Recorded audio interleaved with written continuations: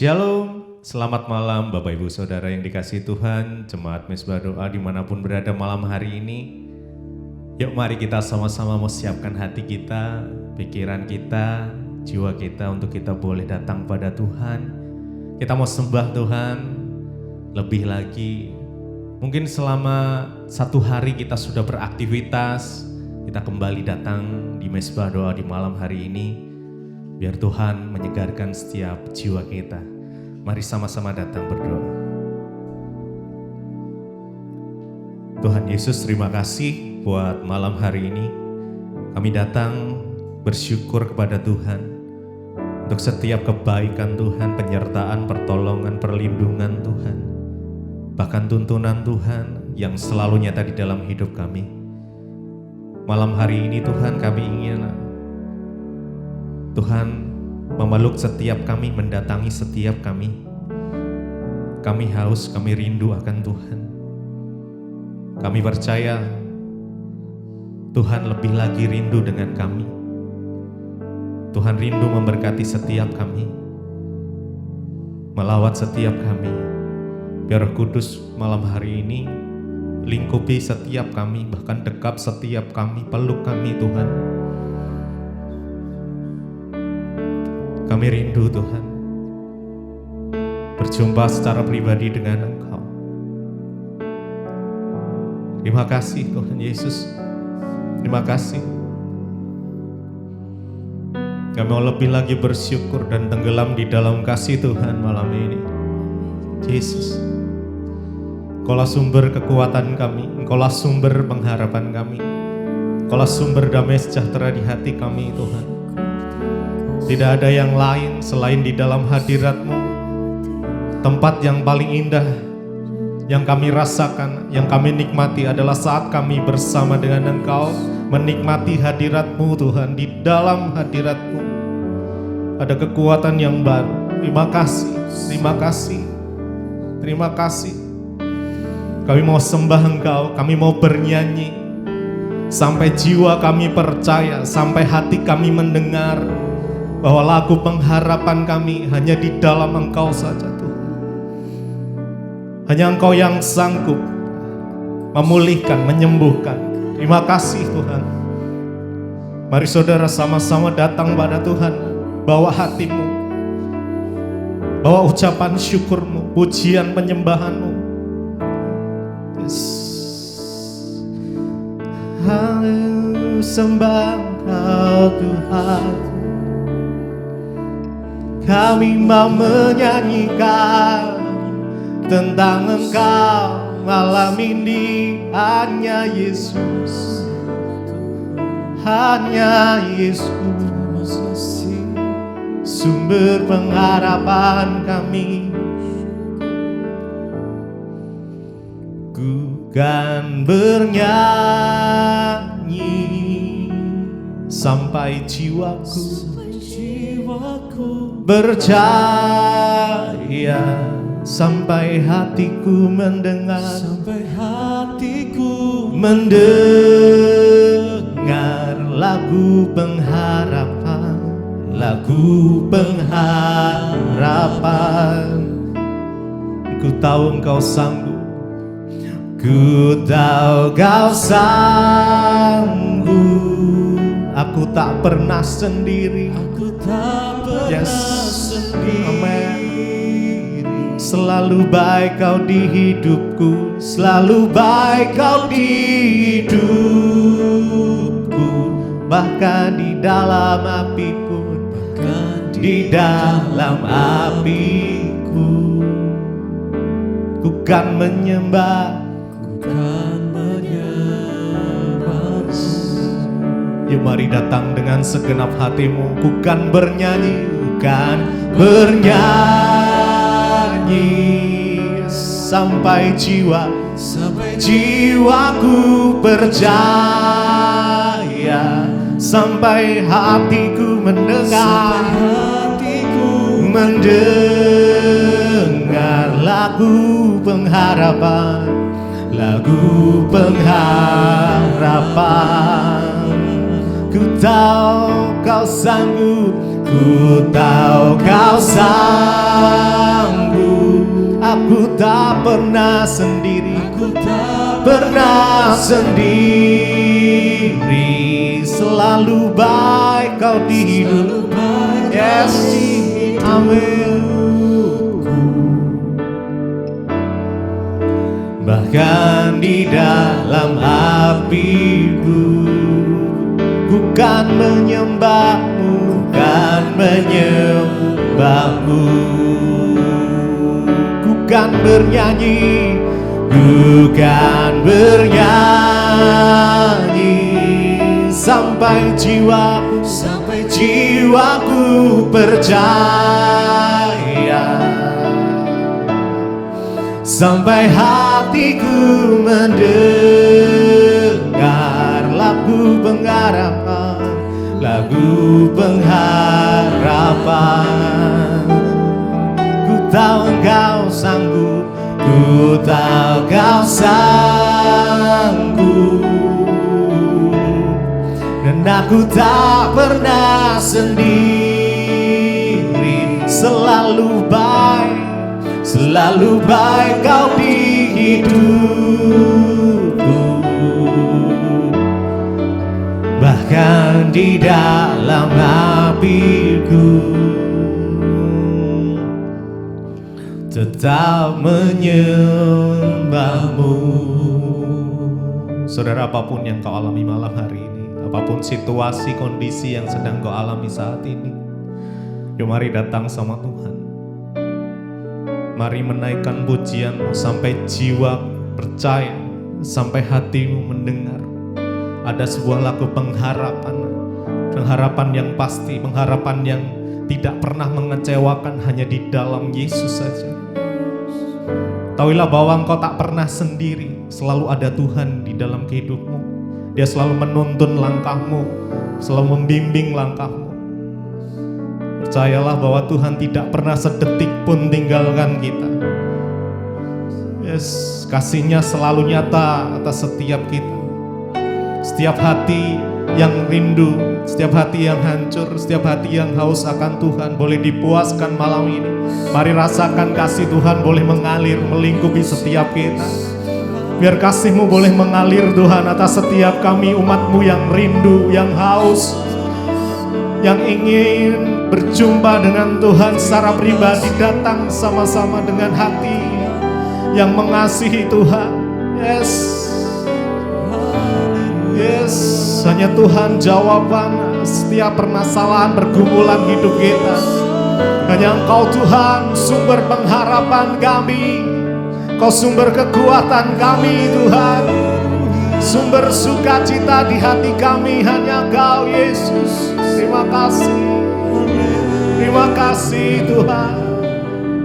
Oh Jesus. Terima kasih. Mari dengan segenap hati kita datang pada Tuhan.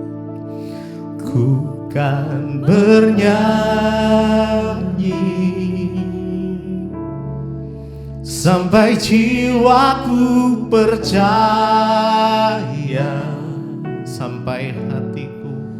sampai hatiku mendengar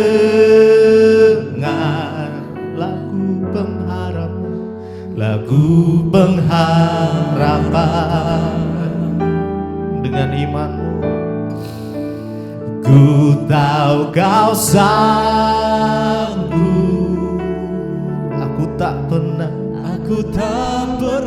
sendiri. Amin. Selalu baik kau di hidupku, bahkan di dalam apiku, ku kan menyembahmu, bukan bernyanyi, ku kan bernyanyi. Nyanyikan dengan segenap hati. Ya. Yes. Mari angkat suaramu sampai telingamu mendengar lagu pengharapan, lagu pengharapan. Ku tahu kau sanggup, amin.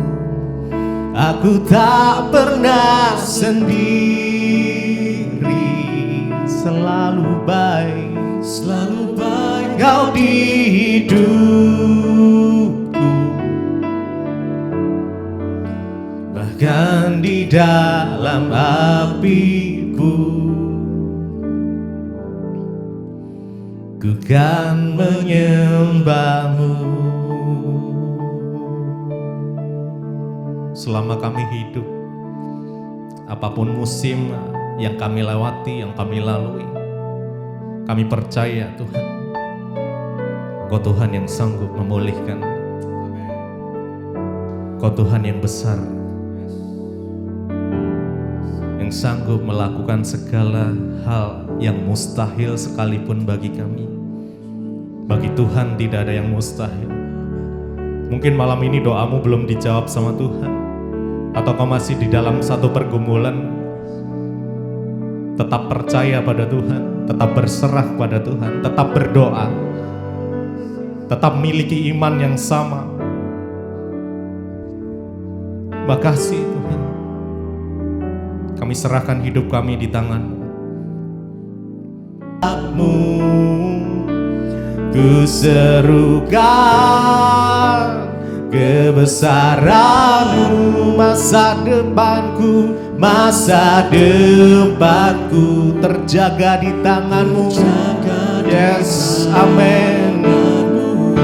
Oh, selama ku hidup, oh, selama ku hidup. Mari nyanyikan dengan iman-Mu.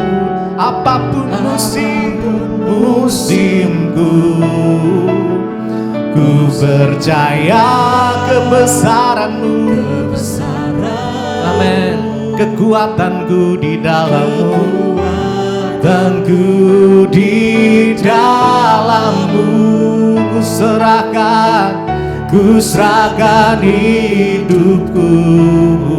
Akui kuasa-Mu, akui kuasa-Mu. Ku serukan kebesaran-Mu, masa depanku terjaga di tangan-Mu. Selama ku. Terima kasih Bapa, kami bersyukur buat malam ini Tuhan kembali izinkan kami berjumpa di Mezbah Doa. Semoga anugerah-Mu berbicara bagi kami, sampaikan isi hati-Mu bagi kami. Dalam nama Tuhan Yesus kami buka hati bagi firman Tuhan. Haleluya. Amin, amin, amin. Ya, shalom Bapak Ibu, puji Tuhan kita berjumpa kembali di Mezbah Doa malam ini. Dan biarlah hari-hari ini kita terus melekat pada Tuhan, semakin setia mencari Tuhan dan semakin teguh dalam iman. Apapun persoalan, apapun masalah kita, tetaplah percaya bahwa Tuhan itu tidak pernah meninggalkan kita. Iya, baik, saya akan bacakan kesaksian yang sudah masuk terlebih dahulu. Shalom, selamat malam Ibu Debbie. Perkenalkan, nama saya John dari Surabaya. Saya mau bersaksi bagaimana pergumulan saya dalam saya mencari pekerjaan dan melamar pekerjaan. Saat itu yang ada di pikiran saya hanyalah kapan Tuhan, ya, kapan Tuhan. Dan mengapa Tuhan, sangat sulit rasanya untuk saya mendapatkan pekerjaan. Dan di hati saya sedih Bu, karena sewaktu itu tidak kunjung satupun lowongan pekerjaan yang bisa membuat saya mendapatkan pekerjaan.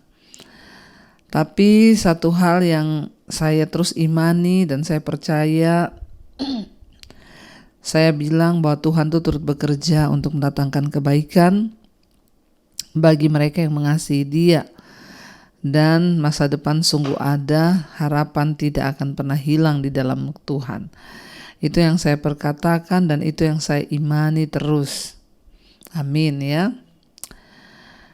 Dan singkat cerita, akhirnya saya melamar di satu lowongan pekerjaan yang saya temukan di satu portal pekerjaan lewat internet.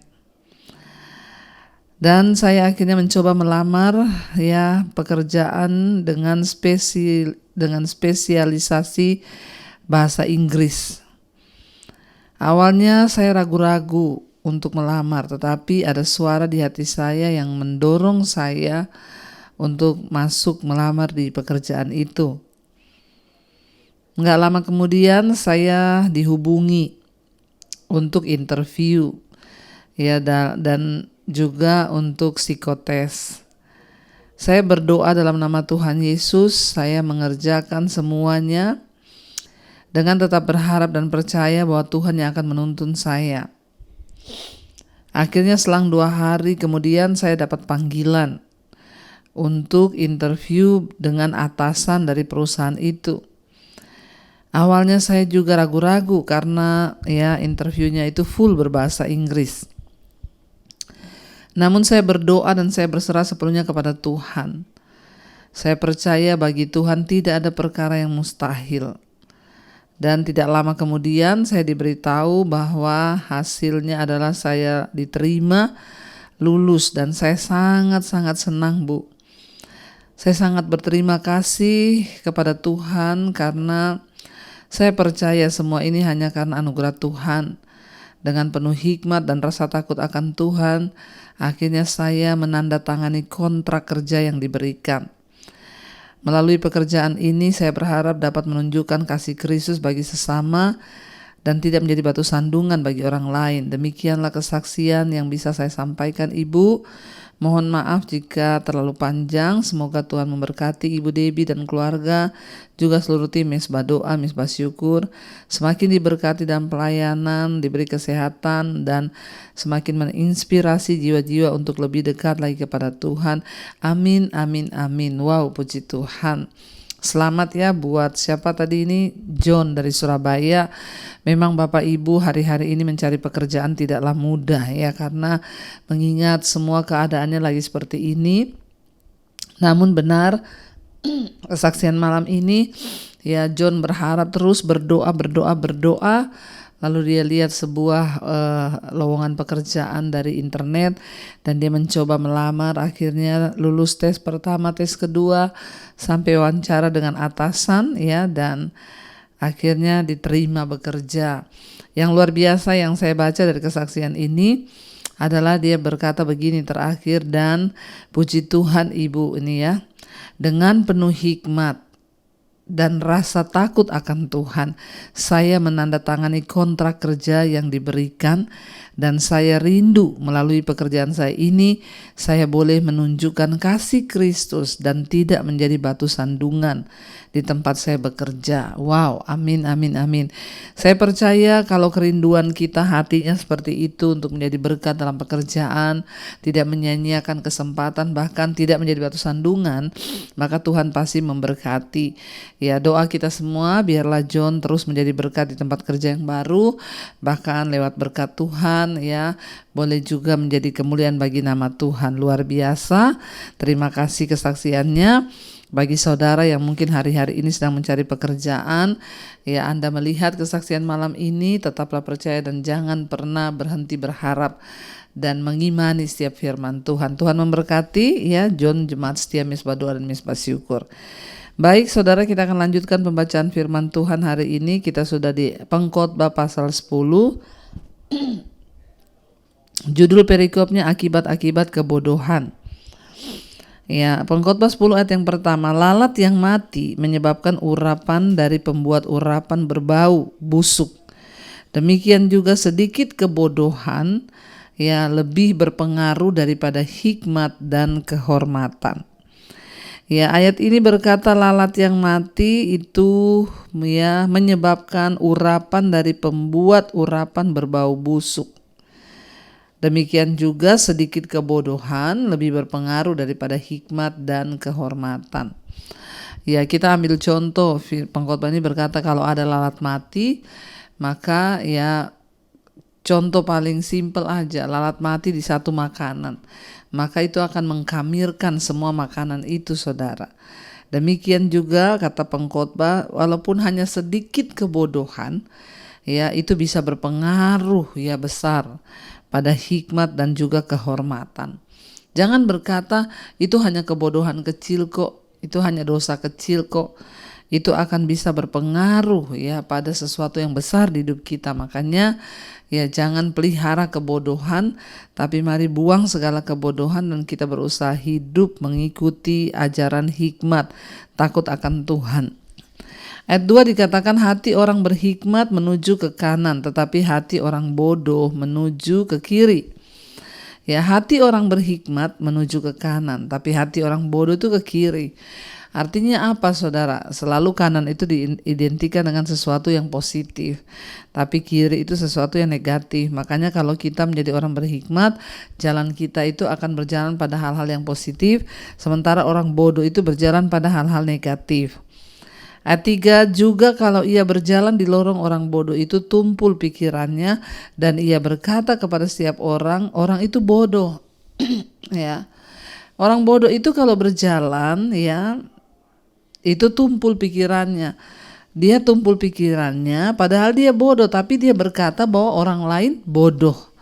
Ya, itu yang terjadi, saudara. Ketika orang itu tidak bertobat, hidup dalam dosa, seringkali dia berpikir bahwa dia itu lebih berhikmat dan orang lain itu bodoh, padahal dialah yang bodoh. Ada orang-orang yang menganggap hal-hal rohani itu bodoh. Ya, ada orang yang menganggap hidup dalam kekudusan itu adalah hal yang bodoh dan dia lebih memilih untuk hidup dalam dosa. Kalau orang itu bodoh, hal yang baik akan dianggap bodoh. Sebaliknya, hal yang bodoh itu dianggap wajar. Karena itu jangan bodoh ya. Ayat 4, jika amarah penguasa menimpa engkau, janganlah meninggalkan tempatmu, karena kesabaran mencegah kesalahan-kesalahan besar. Ya, jika amarah penguasa menimpa engkau, jangan meninggalkan tempatmu, karena kesabaran itu akan mencegah kesalahan besar. Artinya apa? Ya, saya kasih ganti kata-katanya aja. Jika bosmu ya marah kepadamu, maka jangan kamu pergi dari tempat itu. Kalau lagi dimarahin, jangan cepat-cepat berdiri pergi. Sabar, dengarkan saja amarahnya, karena kesabaran itu akan mencegah kesalahan besar. Banyak orang ditegur lalu pergi, bahkan banyak yang langsung ngomong, ya udah saya pamit aja, saya begini. Tanpa dia sadari, dia melakukan satu kesalahan yang besar dengan meninggalkan apa yang ada, saudara. Itu banyak terjadi setelah sudah keluar pergi, barulah dia menyesal. Ya, kesabaran itu akan mencegah kesalahan-kesalahan besar. Kalau memang kita mendapat teguran, amarah dari atasan kita, ya dengarkan, sabar dan perbaiki diri kita. Jangan malah pergi meninggalkan. Karena apa? Kesabaran itu akan mencegah kesalahan besar. Kalau sudah terjadi, mau diapa, saudara? Nggak bisa lagi diperbaiki. Ayat 5, ada suatu kejahatan yang kulihat di bawah matahari sebagai kehilafan yang berasal dari seorang penguasa. Pada banyak tempat yang tinggi didudukan orang bodoh, sedangkan ya di tempat yang rendah diduduki orang kaya. Ya, nah ini saudara, pengkhotbah berkata, ada satu kejahatan ya yang kulihat di bawah matahari sebagai kehilafan yang berasal dari seorang penguasa. Ya, ternyata ada kejahatan ya, bukan dibilang kejahatan yang terjadi karena hilaf. Nggak tahu ini hilaf atau ya memang kesengajaan. Pengkhotbah berkata di banyak tempat ya, justru tempat-tempat yang tinggi itu didudukan orang-orang bodoh, sedangkan orang-orang yang berhikmat ya itu tidak didudukan di situ. Tempat yang tinggi didudukan ya bagi orang-orang bodoh, sedangkan tempat yang rendah diduduki orang kaya. Ya, jadi ya kita lihat di sini, saudara, seringkali orang itu memandang muka ya, menempatkan orang di tempat-tempat yang tinggi itu orang-orang yang bodoh hanya karena mungkin dia punya ya uang atau punya kekuasaan atau apalah ya, tapi kita jangan mengikuti hal yang sama. Tempatkanlah orang sesuai dengan kapasitasnya, saudara. Ayat yang berikutnya, Aku melihat ayat 7, budak-budak menunggang kuda dan pembesar-pembesar berjalan kaki seperti budak-budak. Barang siapa menggali lubang akan jatuh ke dalam lubangnya, dan barang siapa mendobrak tembok akan dipagut ular. Ya, jangan menggali lubang, karena seringkali kita menggali lubang malah kita yang terperosok. Artinya apa? Kalau kita ada niat jahat buat orang lain, seringkali niat jahat itu akan berbalik kepada kita, saudara. Ayat 9, barang siapa memecahkan batu akan dilukainya, barang siapa membelah kayu akan dibahayakannya. Ya, jadi jangan melakukan hal-hal yang artinya apa? Kita ini seringkali mencari api atau bermain api, ya. Jangan, saudara. Karena kalau kamu yang berbuat jahat, maka kejahatan itu akan berbalik kepadamu. Kalau kamu merancangkan sesuatu yang buruk, maka keburukan itulah yang akan menimpamu. Karena apa yang kita tabur itu juga yang akan kita tuai. Ya, ayat 10, jika besi menjadi tumpul dan tidak diasah, maka orang harus memperbesar tenaga. Tetapi yang terpenting untuk hasil itu adalah hikmat, ya. Kalau besi tumpul, maka tenaga itu berat, saudara. Ya, makanya dikatakan di sini bahwa yang terpenting itu adalah hikmat. Seringkali orang itu, ya, kalau bekerja tidak pakai hikmat, ya, sebenarnya pekerjaan yang bisa diselesaikan dengan cepat akhirnya menjadi terlambat. Sebaliknya seharusnya kita ini bisa menghemat tenaga kita, tapi akhirnya jadi tidak maksimal. Karena jika besi menjadi tumpul dan tidak diasah, maka orang harus memperbesar tenaga, tetapi yang terpenting untuk berhasil adalah hikmat. Jadi ingat baik-baik, kalau kita mau berhasil dalam hidup ini, hiduplah dipimpin oleh hikmat Tuhan. Karena ketika ada hikmat Tuhan dalam hidup kita, maka hikmat itulah yang akan menjadikan hidup kita ini berhasil, menjadi baik, dan bahkan kita akan melihat justru kemuliaan Tuhan akan menanti hidup kita. Ingat, apa itu hikmat? Permulaan hikmat ialah takut akan Tuhan. Jadi kalau kita mau mendapatkan hikmat, maka hiduplah takut akan Tuhan. Mari kita tundukkan kepala, kita satukan hati, kita berdoa. Terima kasih Bapa, kami mengucap syukur buat malam ini. Firman Tuhan banyak mengajarkan kami tentang hal-hal yang baik. Kami bersyukur firman Tuhan itu seperti permata. Firman Tuhan itu seperti emas murni.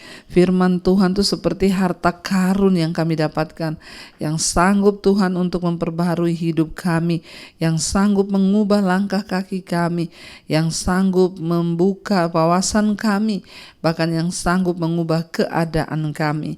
Kami terlalu percaya bahwa firman Tuhan itu berkuasa. Terima kasih buat segala hikmat, wejangan, didikan yang kami boleh dapatkan dari firman Tuhan. Terima kasih Bapa, mampukan kami melakukannya. Tuhan memberkati setiap anak-anak-Mu Tuhan, mereka yang sedang dalam pergumulan hari-hari ini, yang bergumul untuk pemulihan dalam keluarga, rumah tangga, suami, istri, anak-anak, pulihkan dalam nama Yesus. Yang bergumul untuk pemulihan, pekerjaan, keuangan, Tuhan juga pulihkan dalam nama Yesus. Kami tahu di tengah keadaan yang tidak menentu, Tuhan pelihara hidup kami.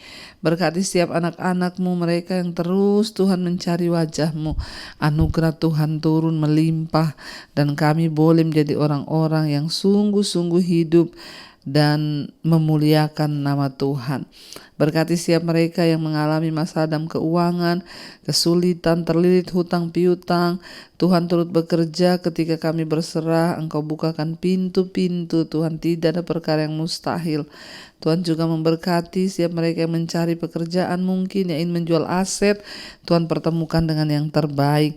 Kami berdoa Tuhan memberkati setiap jemaat Mezbah Doa yang sedang terbaring sakit di rumah atau di rumah sakit. Dalam nama Tuhan Yesus ada kesembuhan. Berkati Tuhan bangsa dan negara kami Indonesia. Kami mengangkat tangan, biarlah anugerah-Mu turun atas bangsa kami, keselamatan-Mu turun atas bangsa ini. Tuhan menjamah, Tuhan memulihkan bangsa kami. Berkati mulai dari Presiden Pak Prabowo, Gibran, seluruh jajaran yang ada. Dalam nama Yesus, roh takut akan Tuhan turun atas hidup mereka, sehingga mereka memimpin dengan takut akan Tuhan. Bangsa Indonesia diluputkan dari segala maut, murka Allah, bencana, krisis di dalam nama Yesus. Kami meminta perlindungan Tuhan, dan biarlah hujan pertobatan tercurah di atas bangsa kami dari Sabang sampai Merauke. Orang-orang bertobat, berbalik, menerima Engkau sebagai Tuhan dan Juru Selamat. Berkati juga semua bangsa-bangsa di 5 benua, Asia, Afrika, Amerika, Eropa, Australia. Lawat Tuhan, biar anugerah-Mu turun. Dan terutama kami berdoa untuk Timur Tengah yang masih dalam keadaan memanas. Kami berdoa biarlah perdamaian itu boleh terjadi. Beri kesempatan orang-orang bertobat dan kembali kepada Tuhan. Terima kasih Bapa, kami menyerahkan roh, jiwa dan tubuh kami dalam tangan Tuhan. Biarlah terpelihara. Mari Bapak Ibu, angkat tanganmu, buka hatimu, terimalah kiranya berkat, rahmat, anugerah dari Allah Bapa, cinta kasih Tuhan Yesus Kristus, penyertaan Allah Roh Kudus turun atas hidup kita semua, mulai hari ini bahkan sampai kali yang kedua Tuhan Yesus datang kembali menjemput setiap kita.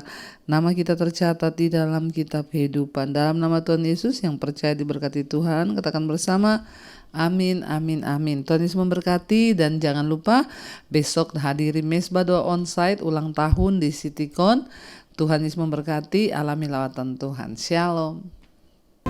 Kau yang sentuh hatiku, selamanya ku cinta Kau Yesus, selamanya ku menyembah-Mu. Kau yang pegang tanganku, Kau yang sentuh hatiku, selamanya